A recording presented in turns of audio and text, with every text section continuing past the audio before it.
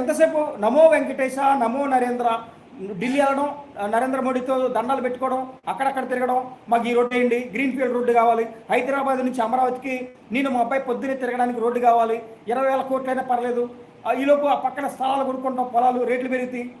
వీళ్ళ ఆపొచ్చింది ఇవే.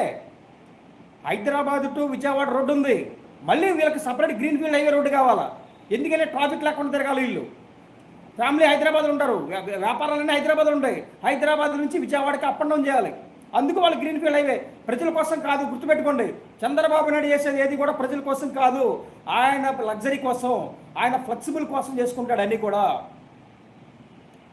వాటితో పాటు రోడ్లు అదే మరి ట్రైన్లు ఏమైనా ఉన్నాయి, ట్రైన్లు వేయించడు, రైల్వే ట్రాక్లు వేయించడు. రైల్వే ట్రాక్లు విజయవాడ నుంచి హైదరాబాద్కి ఒక 14 లైన్లు లేని అవన్నీ వేయించడు. ఎందుకు? రైల్వే ట్రాక్లు అయితే సామాన్యులు తిరుగుతారు కదా. ఇప్పుడు గ్రీన్ ఫీల్డ్ హైవే అనుకోండి,